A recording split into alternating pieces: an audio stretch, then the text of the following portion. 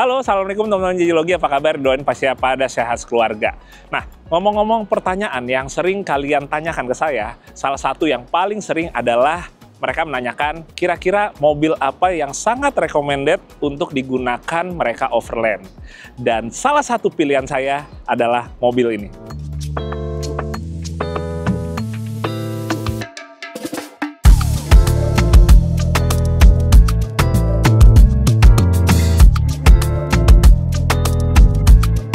Sebelumnya minta maaf nih teman-teman kalau suara saya terdengar agak sedikit bindeng ya. Karena kemarin alhamdulillah baru aja selesai latihan persiapan Rally Dakarnya di Gurun Sahara di Afrika. Panas banget, terik banget, kering banget, dan pas sampai sini langsung perubahan iklim ya. Hujan terus, jadinya agak sedikit pilek. Cuma tetap semangat, untuk hari ini kita mereview sebuah Ford Everest generasi kedua yang mana ini adalah salah satu mobil yang paling saya rekomendasi untuk kita overland dengan value atau dengan harga mobilnya yang terbilang sangat menarik dan sangat worth it untuk kita ajak road trip atau overland ya. Nah, sebelumnya saya ingin ngebahas sedikit dulu sejarah tentang Ford Everest. Jadi Ford Everest ini adalah SUV medium size dari Ford yang mana dia merupakan saudara dari Ford Ranger. Cuma Ford Ranger tuh udah lebih dulu ada ya.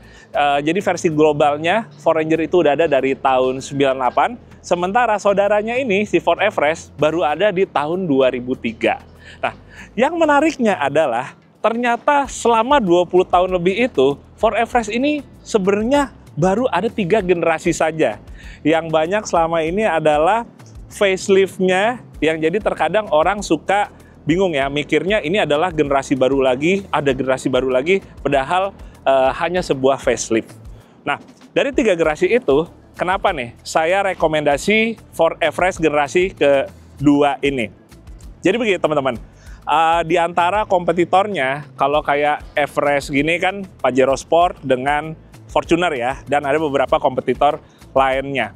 Saya melihat pertama, harganya itu sangat menarik untuk kita coba mainkan ya, dalam arti untuk kita coba olah mobil ini, kita nikmati mobil ini untuk digunakan road trip atau overland, off-road tipis dan sejenisnya teman-teman. Dan memang kalau kita bandingkan dengan kompetitornya kayak Pajero Sport atau misalnya Fortuner, anggap misalnya di tahun yang sama nih, anggap misalnya kalau Ford Everest tahun 2010 ya misalnya dengan sebuah Pajero Sport atau Fortuner di tahun yang sama 2010 juga, kita kemungkinan besar akan mendapatkan harga yang lebih murah untuk sebuah Ford Everest, atau mungkin lebih tepatnya untuk sebuah Ford ketimbang sebuah Toyota atau Mitsubishi. Memang walaupun lebih murah, sebagai catatan ya pastinya nanti akan ada beberapa hal yang mungkin akan keluar uangnya ya, modalnya akan lebih besar untuk menyegarkannya atau nyehatinnya dibandingkan kalau kita beli sebuah Fortuner atau Pajero Sport di tahun yang sama. Nah teman-teman, jadi saya rekomendasi sebuah Ford Everest generasi kedua ini adalah untuk kalian yang mungkin pengen nyoba untuk road trip ataupun overland dengan sebuah SUV yang boleh dibilang tidak terlalu mahal tapi worth it ya. Secara naikannya, secara kenyamanannya, dan lain-lainnya. Termasuk juga untuk potensi modifikasi dan sebagainya. Kalau misalnya kita ngomong sama-sama sehat ya, dengan kompetitornya, boleh dibilang sebenarnya Everest ini dengan kondisi standarnya aja, kita tuh udah bisa siap untuk diajak overland atau diajak road trip. Kasarannya dengan kondisi udah sehat, udah kita kayak tinggal gas aja karena nggak membutuhkan modifikasi yang terlalu banyak untuk kita mulai overland. Jadi istilahnya dari nol kita udah bisa tinggal langsung gas dan menikmati mobilnya untuk keliling Indonesia bersama keluarga. Nah, tapi pertanyaan berikutnya teman-teman, kenapa yang saya rekomendasi ini yang Gen 2 ini? Bukan yang Gen 1, bukan yang Gen 3 atau yang terbaru. Jadi mungkin pertama saya akan kasih tahu dulu apa ya kelebihan Gen 2 dibandingkan Gen 1. Kita bandingkan antara kedua itu saja ya, karena kita berbicara tentang mobil rekomendasi untuk overland yang budgetnya itu oke, yang harganya menarik. Jadi Gen 2 ini teman-teman, kalau dibandingkan dengan Gen 1, pertama dia lebih nyaman. Secara di setirnya, secara kita duduk di dalamnya, buat handlingnya juga lebih baik. Bandingan suspensi lebih enak, lebih terkontrol, manuvernya lebih nggak limbung. Sementara buat mesinnya, dia juga lebih bertenaga ketimbang yang Gen 1. Udah dia lebih bertenaga, udah gitu kita bisa merasakan kurang lebih overall performanya yang lebih baik di Gen 2 dibandingkan Gen 1. Nah, walaupun demikian, tapi memang Gen 2 ini dengan kelebihannya itu, ternyata menurut saya dan banyak teman-teman, harganya masih sangat menarik sekali. Mau dibandingkan dengan Gen 1 atau dibandingkan dengan rivalnya di tahun yang sama, misalnya Pajero Sport atau Fortuner. Nah, sementara teman-teman, Everest Gen 2 ini sebenarnya udah ada beberapa kali facelift ya. Kalau saya pribadi sebenarnya sukanya itu yang sebelum facelift, yang seperti ini gambarnya teman-teman, dia bentuknya lebih kotak, lebih maskulin, lebih gahar. Kemudian facelift yang pertama seperti ini atau yang sedang kita bahas, dan yang facelift keduanya adalah yang seperti ini. Yang kalau dulu orang suka bilang juga Gen 3,5 gitu ya, kalau nggak salah gitu. Tapi balik lagi, mau teman-teman suka yang lebih membulat seperti yang facelift ini atau yang lebih ngotak sebelum facelift, bebas-bebas saja. Kalau buat saya rekomendasinya adalah sebuah Ford Everest yang TDCi, teman-teman. Yang mana menurut saya ini sangat worth it sekali untuk kita nikmati overland maupun road trip. Nah, jadi Ford Everest Gen 2 ini, teman-teman, adalah milik dari kawan saya, yaitu Om Erik. Yang mana Om Erik ini sepertinya merupakan kolektor ya, pencinta Ford Ranger dan juga Ford Everest. Saya udah nggak inget tuh ada berapa Everest ya yang Om Erik punya. Nah, cuma memang yang Gen 2 inilah yang membuat saya menarik. Tapi di luar itu saya lihat memang kondisi mobil Everestnya Om Erik ini juga benar-benar seger banget. Saya sebelumnya juga udah sempat bawa. Dan yang saya rasain adalah, nah ini dia Everest Gen 2 yang semestinya. Dalam artian yang kondisi mesinnya dan juga kondisi transmisi otomatiknya itu sehat. Nanti kita akan bahas lebih lanjut ya. Nah, kalau buat modifikasinya sebenarnya sih ada di bagian ban dan juga velg. Untuk ban, ini udah pakai ban AT. Ukurannya adalah 265/75 R16. Yang mana sebenarnya untuk modifikasi ban menjadi ban AT, ini termaksud yang saya rekomendasi untuk teman-teman yang mau mulai overland atau road trip. Jadi terlepas dari mobil kalian itu standar yang lain, kalau untuk bagian ban ini memang sangat saya rekomendasi untuk kita ganti ban AT. Karena sekaliapun kita road trip itu kita rencananya ya atau niatnya hanya aspal saja, tapi tahu sendiri kan kalau di Indonesia kita masih banyak melewati jalan-jalan rusak atau jalan-jalan pedesaan, jalan-jalan off-road ringan, yang mana saat itulah kita baru merasakan, wah coba dari awal sebelum road trip udah ganti ban AT nih. Nah, kurang lebih sih seperti itu. Sementara kalau untuk velg sih sebenarnya selera aja, mau kalian tetap pakai velg standarnya juga nggak apa-apa. Tapi kalau saya pribadi, rekomendasinya adalah sebuah Ford Everest Gen 2 yang udah disehatin plus diganti ban AT. Lanjut geser ke belakang teman-teman. Jadi kenapa saya rekomendasi juga sebuah Ford Everest Gen 2 ya. Mungkin dalam hal ini sebenarnya sebuah Ford Everest. Jadi dengan ban serepnya yang posisinya ini berada di belakang atau yang model konde ini sebenarnya sangat memudahkan kita juga untuk kita pergi road trip ataupun overland. Karena pertama, posisi ban serep di sini sangat boleh dibilang menghemat ya, atau membuat ruangan kargonya, ruang untuk barangnya bisa lebih banyak lagi. Kedua, kalau misalnya kita road trip atau overland dan amit-amit kita mengalami kempes ban dan sejenisnya dan harus ganti ban serep, kita untuk aksesnya lebih enak di sini. Timbang mungkin kita harus ngolong ke bawah, dibantu istri misalnya atau anak-anak untuk kita ganti ban. Dan salah satu rekomendasi tambahan saya adalah kalau misalnya kita udah ganti ban AT nih misalnya, dan kita overlandnya mungkin akan lebih jauh jaraknya ke daerah yang lebih banyak medan-medan off-road ringannya, sebaiknya sih ban AT-nya itu dibikin sekaligus untuk ban serepnya ya. Jadi pada intinya jangan belang untuk ban serepnya. Karena akan percuma juga kalau kita keempat bannya udah ganti ban AT baru misalnya, tapi ban serepnya jangankan ban masih aspal ya, kondisinya pun ternyata juga udah tambelan, yang mana kita pas berangkat awal tuh juga belum ngecek ini kira-kira kondisinya gimana. Ini jadi salah satu rekomendasi saya adalah nyamain juga ban serep dengan ban AT yang dipasang di keempat roda.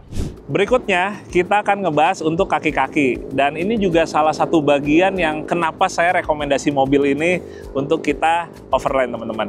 Pertama, kalau ngomongin bagian depan, jadi sistem suspensi bagian depan ini dia masih menggunakan batang torsi. Jadi tetap pakai independen, tetap lengan ayun ya, gardan sayap, tapi dia nggak ada perkeongnya, melainkan menggunakan batang torsi. Mungkin batang torsi sebelumnya kita lebih familiar kayak mobil kayak di Panther ya kalau zaman dulu ya. Dan untuk generasi kedua dari Everest ini juga masih menggunakan batang torsi. Sebenarnya kelebihannya adalah memang dia empuk. Tapi bisa jadi itu juga merupakan kekurangannya. Karena empuknya itu mengayun, kurang lebih kayak kita naik Panther gitu ya. Kayak perahu gitu, naik turun, nggak mau diem gitu ya, nggak mau anteng gitu. Yang mana ya buat sebagian orang justru menjadi kekurangan juga. Karena buat mereka yang mungkin lebih suka gaya nyetirnya agak ngebut, manuvernya agak lebih sport gitu ya, mobilnya akan sangat terasa limbungnya. Tapi aman aja, sebenarnya kita tinggal mengganti dengan shock breaker yang lebih keras ya, untuk bisa memperbaiki ayunannya yang tidak pernah berhenti tersebut. Jadi kayak misalnya di mobil Om Erik ini, shocknya udah diganti yang pada intinya memang lebih keras, yaitu menggunakan Provender, sementara untuk bagian lain-lainnya dari suspensi depan, tetap standar aja, yang penting disehatin. Sementara suspensi bagian belakangnya, dia masih menggunakan per daun, teman-teman. Belum pakai per keong seperti para kompetitornya, yaitu Fortuner dan juga Pajero Sport. Wah, berarti keras dong. Emang sih, bener banget. Pastinya bantingan bagian belakang akan lebih keras, terutama kalau nggak ada bobot. Tapi justru karena masih pakai per daun di bagian belakang inilah, justru yang membuat saya merekomendasikan mobil ini untuk pemula, istilahnya yang benar-benar di mobil dalam keadaan standar aja siap banget dipakai overland. Kenapa? Karena dengan dia masih pakai per daun, kita yang baru mau mulai overland atau road trip, pastinya kan akan bawa beban banyak ya, entah full keluarga atau barang-barang di bagian bagasi. Kalau kita pakainya mobil yang belakangnya per keong, itu akan dengan mudah ambles, teman-teman. Dan itu juga menjadi pengalaman dari teman-teman yang pakai mobil seperti misalnya Pajero Sport dan Fortuner, sama-sama masih standar ya suspensinya ya. Dia baru diisi sedikit aja gitu udah lebih gampang untuk amblesnya. Tapi kalau di Everest ini dengan kondisi sama-sama standar, dia nggak gampang ambles, sekalipun sampai kita pasang roof rack, pasang roof tent lagi, itu mobil tetap bisa berdiri dengan gagah dan kokoh. Itu dia. Jadi salah satu hal kenapa saya rekomendasi Everest ini, yaitu belakangnya masih pakai per pikul atau per daun. Bismillah, assalamualaikum. Wah, hehe.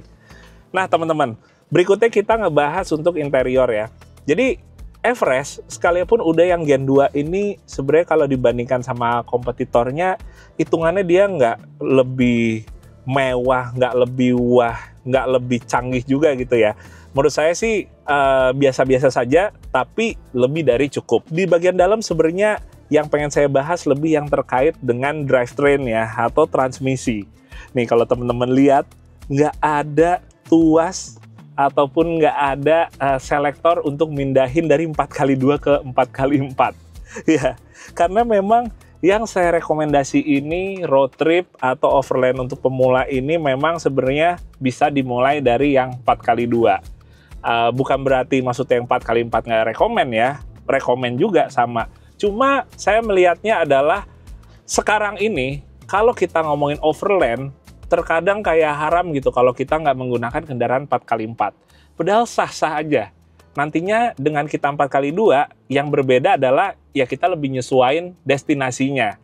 Mungkin nggak sejauh yang bisa pakai 4x4, mungkin nggak benar-benar bisa sampai ke yang belusukan banget ke daerah yang jalur lebih ekstrim seperti 4x4, tapi tetap kita bisa menikmati overland bersama dengan keluarga menggunakan SUV 4x2.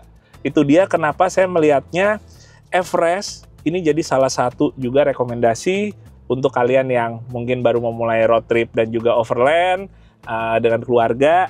dengan harga mobil yang tergolong masih menarik lah ya, nggak terlalu mahal banget. Nggak tahu deh, kira-kira tahun ini harga naik apa enggak, tapi ya kita lihat aja ya. Ini tetap masih menjadi rekomendasi. Berikutnya, kita akan ngebahas untuk mesinnya.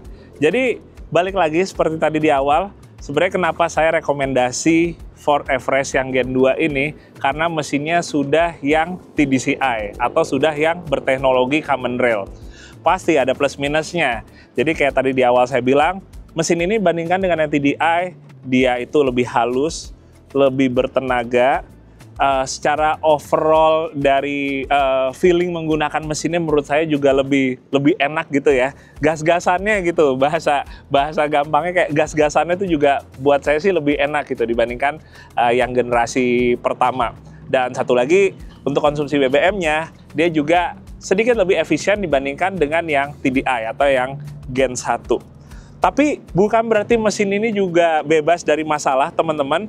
Saya rekomendasi sekali kalau misalnya kayak kita udah nyari, udah dapet, salah satu yang pertama diganti adalah timing belt. Jadi mastiin lagi itu kita punya service record yang jelas ya untuk timing belt ya. Jadi pas datang atau pas terima kita langsung ganti itu. Sementara bagian lain ada yang namanya potensi dari mobil ini mengalami penurunan secara performa.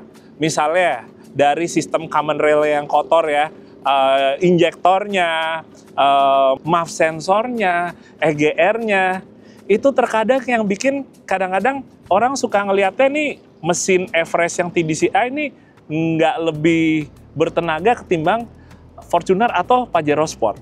Sebenarnya ini mesin enak, torsinya juga enak, tapi karena rata-rata banyak juga yang kondisinya tuh udah kena gitu ya, jadinya yang dirasain kayak, aduh nih Everest Gen 2 nih kayaknya kurang banget nih gitu. Balik lagi ke perawatannya. Nah, kembali ngomongin perawatan ya teman-teman. Tadi kalau di awal saya bilang, sebuah Everest ini dengan Fortuner itu biasanya harganya lebih murah Everest, tapi begitu kita dapat Everest, biasanya itu kita harus mengeluarkan uang lebih banyak untuk kita menyehatkan kembali. Anggap kalau misalnya kita dapat Fortuner di harga 220 juta, kita bisa langsung ngegas. Tapi kita beli sebuah Everest dengan harga misalnya 170 juta, minimal kita ada keluar uang lagi untuk bikin kondisinya setidaknya setara dengan Fortuner tersebut. Kurang lebih pengalamannya banyak seperti itu, teman-teman. Dan ini juga berlaku di Ranger juga ya, jadinya ya. Dan apalagi kalau misalnya kita pakai Matic gitu, PR kita begitu kita dapat mobil ini adalah menyehatkan mesin dan juga menyehatkan Matic-nya. Dua hal yang boleh dibilang harus kita sangat perhatikan di sebuah Ford.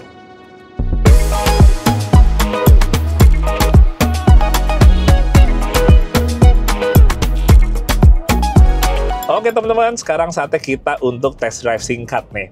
Jadi mobil Everest Gen 2 Om Erik nih salah satu yang menurut saya naikannya enak banget, terutama secara mesinnya sehat banget, enak banget, termasuk juga transmisi otomatiknya. Jadi nggak jarang juga ya kalau misalnya kayak lagi ketemu teman-teman komunitas, teman-teman para pengguna kendaraan SUV atau 4x4, mereka kayak minta saya coba gitu ya. Om JJ cobain dong nih mobilnya nih, sambil ngerasain kira-kira kurang apa atau ada masukan gitu kan. Jadi sedikit banyaknya dapat referensi yang cukup ini juga nih, luas juga nih, kayak wah mobil yang enak kalau Everest tuh punyanya Om siapa, kalau mobil Fortuner punya Om siapa yang pernah saya rasain sangat berkesan kayak gitu-gitu ya. Itu jadi satu pengalaman juga yang buat saya sebagai reviewer sebuah kendaraan SUV gitu jadi satu hal yang sangat menarik dan menyenangkan gitu. Nah, kembali lagi, pertama saya pengen ngomongin dulu untuk suspensinya teman-teman. Jadi suspensi Everest Gen 2 ini karena dia masih pakai batang torsi di bagian depan, jadi cenderung mengayun. Kayak Panther lah gampangnya gitu. Kayak misalnya kalau ngelatin speed bump kayak gini, kalau dalam kondisi shock standar, apalagi udah lemah ya, udah sampai bocor gitu, itu jadi salah satu penyakitnya juga. Dia kena speed bump gitu aja, kita masih bisa ngerasain ayunan yang berhentinya itu nggak langsung gitu ya, nggak cepet gitu. Apalagi kalau ketemunya jalan-jalan bergelombang yang Anggap misalnya kita lagi lewatin tol misalnya Japex gitu ya, lewatin MBZ gitu, wah itu berasa banget tuh ayunannya. Tapi kalau kayak di mobil Om Erik udah diganti sama Om Erik untuk si shocknya yang lebih keras, pada intinya gampangnya kayak gitu, dia mempercepat ayunan yang seperti perahunya itu teman-teman. Dan itu juga memperbaiki juga handling misalnya untuk manuvernya, untuk kita agak ngebut ngelewatin jalan bergelombang atau rusaknya, itu juga ikut terimprove gitu ya, atau menjadi lebih enak lagi gitu. Sementara buat suspensi belakangnya, kayak sekarang kan kosong nih, ya itu dia, pair down-nya emang nggak bisa terlalu dinikmati sekarang. Begitu kita ketemu polisi tidur gitu ya, mau dibawa pelan atau agak kenceng, itu rasanya di belakang tuh stiff sekali gitu. Tapi begitu udah kita ajak road trip, sekeluarga penuh, ajak overland, banyak peralatan untuk camping, itu baru kita bisa ngerasain pair down di belakangnya itu bantingannya jadi pas, dan mobil tampilannya nggak ambles alias tetap rata. Nah kemudian kalau ngomongin mesin nih teman-teman, jadi itu dia, saya ngeliatnya itu antara Fortuner, Pajero Sport, dan juga Everest, biasanya yang lebih gampang KO-nya ya, itu adalah Everest. Nggak cuma ngomongin si mesinnya aja, tapi juga untuk transmisinya. Makanya kalau kita ngambil mobil Everest yang kita lihat harganya lebih menarik daripada Fortuner atau daripada Pajero Sport, jangan lupa kalau mungkin kita akan ada sedikit PR tambahan untuk rekondisi bagian mesin dan juga transmisi, terutama kalau Matic, dibandingkan rivalnya seperti Pajero Sport dan juga Fortuner. Jadi kayak tadi saya sempat ngambil perumpamaan untuk harganya itu ya, dengan harga yang lebih murah, tapi kita harus merogoh kocek tambahan lagi untuk mesin dan transmisi Matic-nya, akhirnya jatuhnya ya jadi hampir mirip-mirip juga gitu dengan harga Fortuner atau harga Pajero Sport, kurang lebih seperti itu. Nah, mesinnya apa aja sih sebenarnya yang perlu diperhatikan lebih lanjut ya dari bahasan tadi? Itu dia, yang kaitannya dengan BBM. Entah misalnya itu injektor, beberapa sensor, AGR, yang bikin mobilnya itu tuh kerasanya kayak nahan gitu, kayak ngeden gitu. Ada yang di RPM bawahnya, ada yang kayak sepanjang RPM tuh rasanya kayak tuh mobil kayak ya boyo aja gitu ya, kayak kurang bisa bernapas dengan optimal gitu rasanya ya. Itu akan menjadi PR. Nah, sementara kalau saya sih rekomendasinya berdasarkan beberapa teman-teman juga dari misalnya para pemilik bengkel gitu yang spesialisnya ke arah diesel, terutama kayak mesin Ford gini, ya pada rekomendasinya sih lebih baik ngegantinya dengan misalnya nih kita ngomongin injektor, dengan injektor yang aslinya dari Ford. Jadi ngegantinya SI gitu atau yang seperangkat lengkap, walaupun akan lebih mahal, tapi tidak akan membuat kita bentar-bentar tiba-tiba udah harus jajan lagi urusan mesin. Jadi kasarannya agak mahal di awal untuk rekondisi, untuk nyatin lagi, tapi habis itu kita akan bisa menikmati sebuah Ford yang semestinya emang dari Ford itu sendiri pengen nunjukin ke kita. Mobil yang nggak cuma maskulin ya, macho, tapi juga nyaman dan sangat handal secara mesin dan juga secara bagian lain. Jadi kurang lebih seperti itu. Ya di luar untuk yang BBM kayak misalnya yang terkait dengan oli, entah olinya naik atau turun gitu ya, yang bikin asapnya agak putih kebiru-biruan, atau misalnya air radiator nyebrang, entah ada bagian dari headnya yang melengkung atau ada retak halus. Jadi sebenarnya banyak sih juga yang harus diperhatiin. Tapi kalau itu semua udah kita sentuh, itu dia, kita bisa menikmati sebuah SUV Ford seutuhnya. Dan yang terakhir teman-teman, ngebahas untuk transmisi. Jadi kayak tadi saya bilang, sebenarnya sih mau kita pilih yang matic atau yang manual, ya sesuai dengan selera kita masing-masing aja ya. Pasti ada plus minus keduanya. Yang manual pastinya perawatannya akan lebih mudah, akan lebih murah, tapi mungkin tidak senyaman matic kan. buat sebagian orang koplingnya masih terhitung berat, tapi kalau yang emang udah lebih biasa pakai kayak SUV atau kayak mobil-mobil 4x4 lama gitu, hitungannya sih biasa aja ya. Cuma kalau yang Matic walaupun lebih nyaman, tapi ya itu dia parts-nya tuh terhitung lebih agak susah dibandingkan parts transmisi Matic di mobil seperti Toyota atau di Mitsubishi. Itu jadi kekurangannya.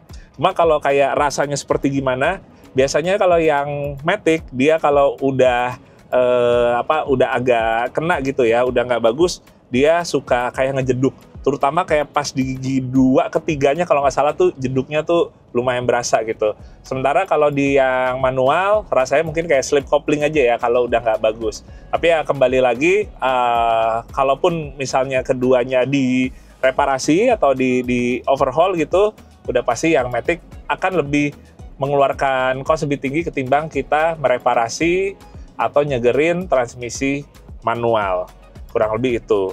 Dan untuk yang 4x4-nya, balik lagi, kita terkadang yang namanya road trip atau overland itu nggak harus ke tempat yang benar-benar butuh 4x4. Zaman sekarang udah banyak tempat untuk kita camping yang mana jangankan pakai mobil SUV 4x2 ya, pakai sedan aja ya, pakai mobil city car aja tuh bisa. Jadi sebenarnya sah-sah aja untuk kita misalnya merasa, wah pemula nih mau overland, mau road trip, tapi nggak mau juga mobilnya yang langsung kayak tempur banget gitu ya, yang agak mahal gitu mobil 4x4. Sah-sah aja pakai 4x2. Seperti contohnya ya di Ford Everest Gen 2 yang 4x2 ini. Kurang lebih sih gitu teman-teman. Semoga video bisa bermanfaat dan ya bisa juga kalian sharing di kolom komentar mungkin keluh kesah suka dukanya pakai mobil Ford Everest ini apa, dan kita sambil sharing lebih lanjut lagi. Terima kasih, sehat-sehat ya buat kalian semua. Dadah, assalamualaikum.